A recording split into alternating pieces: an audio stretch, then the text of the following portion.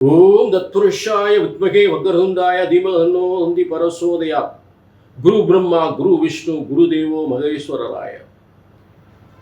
Next gen நேர்கள் அனைவருக்கும் கோடான கோடி நமஸ்காரங்கள் தெரிவித்துக் கொள்கிறேன். இன்றைய தினம் வைகாசி மாத பலன்கள். வைகாசி 1 முதல் வைகாசி 31 வரை, 15/5/2026 முதல் 14/6/2026 வரை இருக்கக்கூடிய வைகாசி மாத பலன்கள்.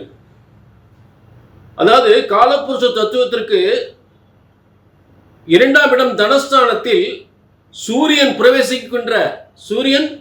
பிரவேசிக்கின்ற ஒரு காலம்தான் வைகாசி மாதம். காலபுருஷ தத்துவத்திற்கு 5ஆம் அதிபதி அதிர்ஷ்டக்காரகன் பூர்வ புண்ணிய ஸ்தானாதிபதி. மிகப்பெரிய உலகத்திற்கு உங்க எல்லாருக்கும் நல்ல அதிர்ஷ்டத்தை தரக்கூடிய வைகாசி மாதம்.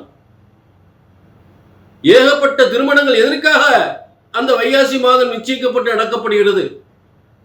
வைகாசி மாதம் திருமண வைபவங்கள், சுபயோக அத்தனை காரியங்களும் வைகாசி மாதம் நடக்கும். இதன் என்ன காரணம் அப்படின்னா, சுக்கிரனுடைய வீடு ரிஷபராசி 2ஆம் இடம்.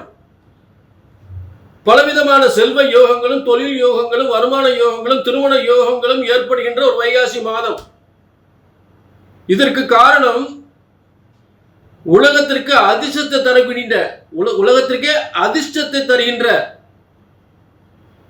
காலபுருஷ தத்துவத்துக்கு 5ஆம் அதிபதி என்று சொல்லக்கூடிய அதிர்ஷ்டக்காரகன் சூரியனாகப்பட்டவன் காலபுருஷ தத்துவத்துக்கு 2ஆம் இடத்திற்கு சம்பந்தப்படும் பொழுது, 2ஆம் இடம் அதாவது என்னன்னு கேட்டீங்கன்னா, காலபுருஷ தத்துவம் அப்படின்றான அதை முதல்ல புரிஞ்சுக்கணும். அப்படின்னா உங்களுக்கு புரியும். அதாவது உலகத்திற்கு நன்மை தரக்கூடிய, எப்படி நம்ம சுய ஜாதகத்துல லக்னத்திலிருந்து 1ஆம் இடம், 2ஆம் இடம், 3ஆம் இடம் பார்க்கிறோமோ, அதே போல காலபுருஷ தத்துவம் அப்படின்றது மேஷம் முதல் 12 மீனம் வரை இருக்கக்கூடிய அந்த 12 கட்டங்கள். இதுல முதல் கட்ட லக்னமா எடுத்துக்கணும். மேஷத்தை லக்னமா எடுத்து இந்த உலக பலன்களை சொல்லும் பொழுது மேஷத்தை லக்னமா எடுத்து அதற்குரிய பலன், அதுக்கு 5ஆம் அதிபதி அதிர்ஷ்டக்காரகன். மேஷத்துக்கு 5ஆம் அதிபதி அதிர்ஷ்டக்காரகன் என்று சொல்லக்கூடிய சூரியன் மேஷத்துக்கு 2ஆம் இடமான உலகத்திற்கு தனத்தையும் செல்வத்தையும், பொன் பொருள் செல்வம் வாரி வழங்கக்கூடிய தொழில், வேலை வாய்ப்பு, திருமண யோகம், சொத்து யோகம் என்று தரக்கூடிய 2ஆம் இடத்தில் அதிர்ஷ்டக்காரன் சூரியன் உட்காரும் பொழுது உலகத்திற்கு மிகப்பெரிய ஒரு செல்வங்களை தரப்போகிறார். அதற்காகத்தான் சித்திரை மாதம் முடிஞ்சதும் வைகாசி மாதம் ஏகப்பட்ட திருமணங்கள், ஏகப்பட்ட வீடு வாசல் கட்டக்கூடியது, ஏகப்பட்ட சுபகாரியங்கள், அதாவது புதுமனை புகுவிழா நடத்துவது அத்தனையுமே இந்த வைகாசி மாதம் நடக்கும். புரிஞ்சுட்டீங்களா?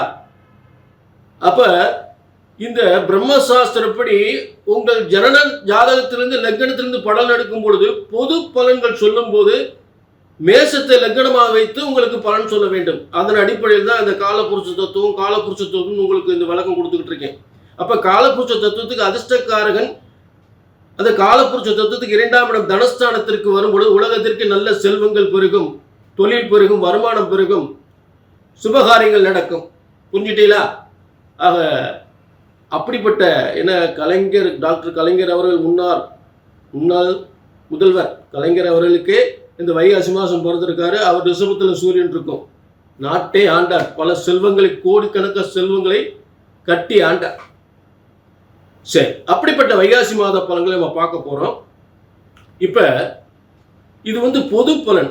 உங்க தனிப்பட்ட ஜாதகத்தை பார்க்கணும்னா எல்லாமே இப்ப பொதுவான இந்த வைகாசி மாத பலன்களும் உங்க ஜனன ஜாதகத்தில் இருக்கக்கூடிய திசாபுத்திகளும் 2 ஒண்ணுக்கு நட்பாக இருந்தா தான் உங்களுக்கு நல்ல பலன் கிடைக்கும். நான் சொல்ற நல்லா புரிஞ்சுக்குங்க. உங்க ஜாதகத்தில் நடக்கக்கூடிய திசாபுத்தியும் இங்கே நான் சொல்லுகின்ற பலன்களும் அதற்குரிய கிரகங்கள் உங்களுக்கு நட்பாக இருந்தால்தான் உங்களுக்கு நல்ல பலன் தெளிவாக கிடைக்கும். அதுதான் உண்மை. புரிஞ்சுட்டீங்களா? ஆக ஜனன ஜாதகத்தையும் பார்த்து கொள்ள வேண்டும். கீழே நம்பர் இருக்கு, நோட் பண்ணிக்க, ஒரு அப்பாயின்மெண்ட் வாங்கிக்கங்க. சரிங்களா? இப்ப எல்லா ராசிக்குமே வைகாசி மாதம் செல்வங்களை கொட்டி தருகின்ற வைகாசி மாத பலன்களை பார்ப்போம். வைகாசி மாத பலன்கள் சிம்ம ராசிக்கு சூப்பருங்க, பிரமாதங்க. வைகாசி மாதம் ஏன்னா ஆரம்பத்திலிருந்து உங்கள் ராசியை பற்றி தான் மற்ற ராசிக்கு பலன் சொல்லும்போது உங்கள் ராசியை இணைச்சி தான் பலன் சொல்ல வேண்டிய நிலை இருக்குது. ஏன்னா காலபுருஷ தத்துவத்துக்கு 5ஆம் இடம் புண்ணியஸ்தானம், இந்த உலகத்தில் ரொம்ப புண்ணியம் ரொம்ப சிம்மராசியில் பிறந்தவங்களும் உண்மையிலே புண்ணியம் செய்தவர்கள். பேர் தான் சிம்மராசி. ஆனால் மக்களோடு மக்களாக மக்களுக்கு செய்யக்கூடிய அனைத்து தன்னை வருத்தி அனைத்து பணிகளும் செய்யக்கூடியவர்கள். நல்ல ஒரு தலைமை தாங்கும் தகுதி, நிர்வாகம். அப்ப உங்க ராசிக்கு அதிபதி போய் 11ஆம் இடம், அதாவது பாத்தீங்கன்னா உங்களுக்கு 10ஆம் இடத்துல ஜீவனஸ்தானத்தில் உட்கார்ந்துருக்கார். உங்க ராசிக்கு அதிபதி ஜீவனஸ்தானத்தில் உட்கார்ந்துருக்கார். காலபுருஷ தத்துவத்திற்கு 2ஆம் இடம், அது உங்களுக்கு ஜீவனஸ்தானம்.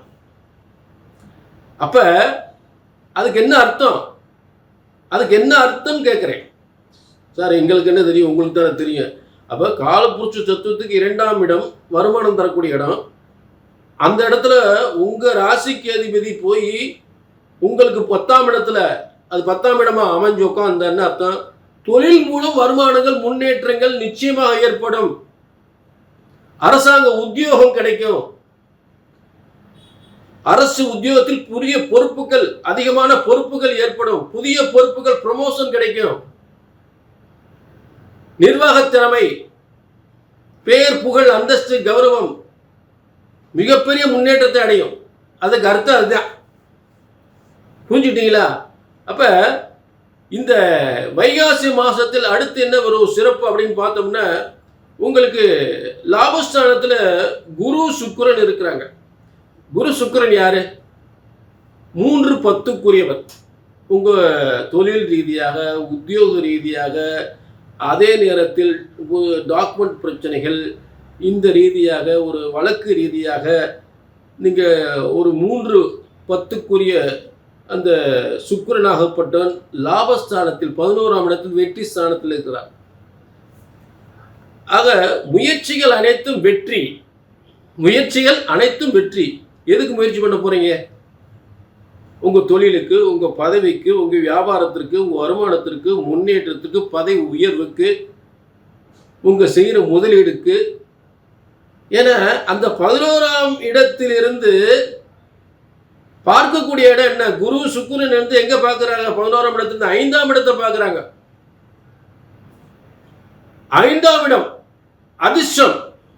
அப்ப ஒரு முயற்சி செய்து அந்த முயற்சிக்குரிய கிரகங்கள் 11ஆம் இடத்தில் வெற்றியாக அமைந்து அது 5ஆம் இடத்தை பார்க்கும் பொழுது நல்ல பெயர், புகழ், பதவி, செல்வம், பெயர், புகழ், பதவி, செல்வம், சொத்து, சுகம், கௌரவம், புகழ், அந்தஸ்து அத்தனையும் பிரமாதமா சூப்பரா இருக்கும். பெயர், புகழ், அந்தஸ்து, கௌரவம் பிரமாதமா இருக்கும். லைஃப்ல இந்த மாதிரி ஒரு அமைப்பு ரொம்ப சூப்பர், பிரமாதம். குரு சுக்கிரனும் 11ஆம் இடத்திலிருந்து 5ஆம் இடத்தை பார்க்கும்போது திடீர் அதிர்ஷ்டம், திடீர் பதவி யோகம்.